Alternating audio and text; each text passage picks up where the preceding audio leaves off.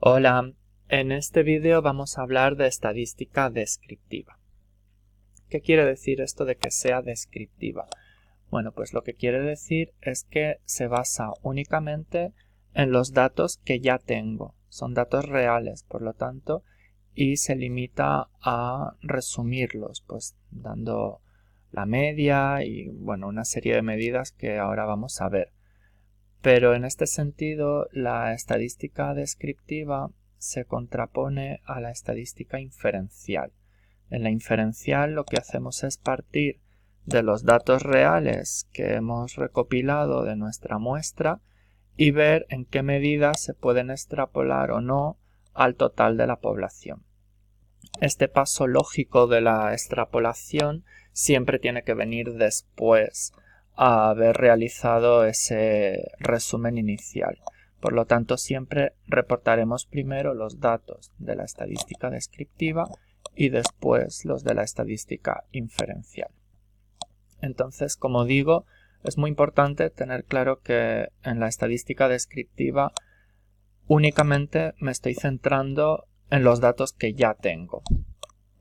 Y existen pues bastantes tipos de medidas de estadística descriptiva, pero en este vídeo nos vamos a centrar en tres: la media, la desviación estándar y el tamaño de la muestra.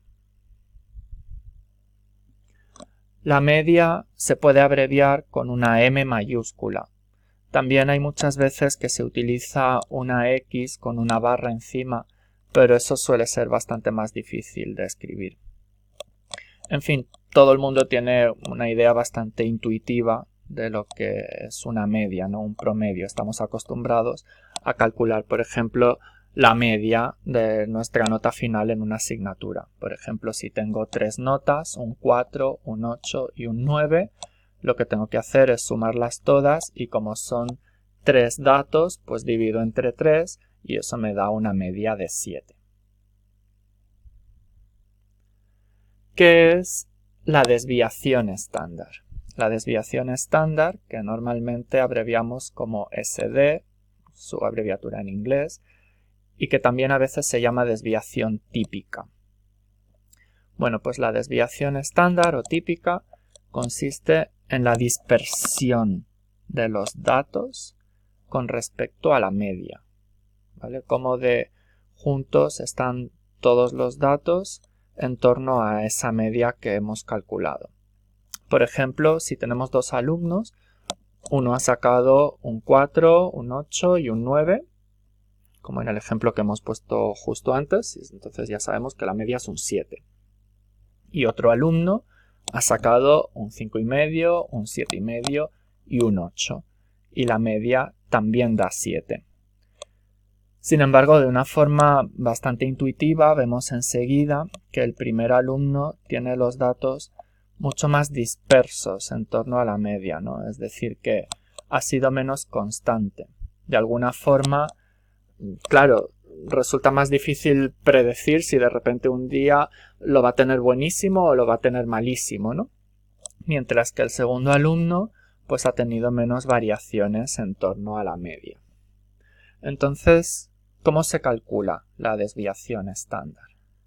Bueno, pues lo que hago es que cojo cada uno de los datos y veo qué distancia tiene con respecto a la media. Por ejemplo, de 4 a 7, pues hay 3 puntos de diferencia. De 8 a 7, 1. De 9 a 7, 2. Y así sucesivamente, ¿no?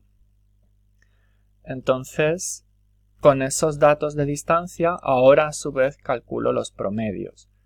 De manera que me da que en el primero de los casos tengo una desviación estándar de 2 y el segundo alumno, en cambio, tiene una desviación estándar de 1. Vamos a verlo ahora de forma gráfica. En estas figuras, en el eje X, el eje horizontal, está puesta la escala de notas de 0 a 10 y la línea vertical punteada marca la media que hemos señalado en 7. Sin embargo, en el primer alumno se ve que los datos están más dispersos con respecto a la media, mientras que en el segundo están más concentrados. Este tipo de gráficos que se llaman gráficos de densidad. Lo que dibujan en esa curva acampanada es la frecuencia con la que aparecen los diferentes tipos de datos, ¿no? Normalmente, pues siempre los datos más cercanos a la media van a ser más frecuentes. Mientras que de repente, pues eso, puede haber un día que te salga especialmente bien o que te salga especialmente mal. Serían los extremos más alejados de las colas, pero son casos menos frecuentes, ¿no? Entonces, bueno, en cualquier caso, lo importante en estas gráficas es ver cómo los datos del primer alumno están mucho más dispersos que los del segundo.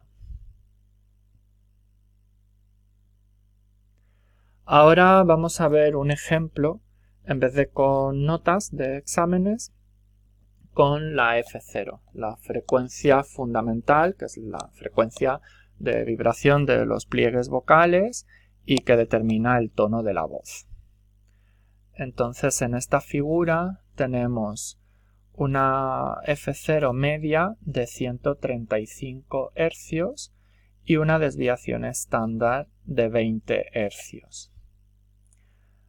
En el eje horizontal se puede ver la conversión de las medidas en hercios a las medidas en unidades de desviación estándar. Es decir, si la desviación estándar es de 20 y el centro, la media, está en 135, me fijo, por ejemplo, en el dato de 155 hercios, es decir, justo 20 hercios separado con respecto a la media, y por lo tanto una desviación estándar separada con respecto a la media, porque hemos quedado que la desviación estándar es de 20, mientras que 175 hercios está 2 desviaciones estándar por encima de la media, y 195 está 3 desviaciones estándar por encima de la media, y 115 está una desviación estándar por debajo, y así sucesivamente. Por lo tanto, podemos hacer esta conversión entre la unidad, digamos, del mundo real, la que nos ha interesado medir, que en este caso eran hercios, a unidades de desviación estándar. Y esto además permite comparar la distribución entre tipos de datos que en origen están medidos en magnitudes diferentes, ¿no? Por ejemplo, pues yo que sé, hercios, que serían frecuencias, con segundos, que serían duraciones.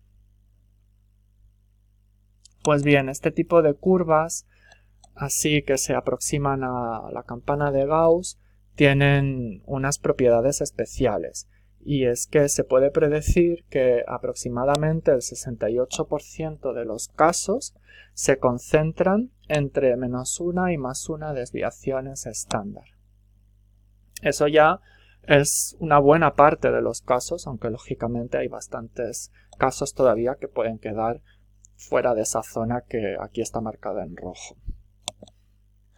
Sin embargo, si tomamos la región que va desde -2 hasta +2 desviaciones estándar, aquí ya se concentra el 95% de los casos.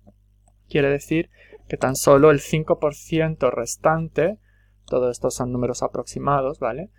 Pero aproximadamente el 5% es lo único que quedaría fuera de esos límites. Por lo tanto, en realidad, muy pocos datos están ya fuera de esa región.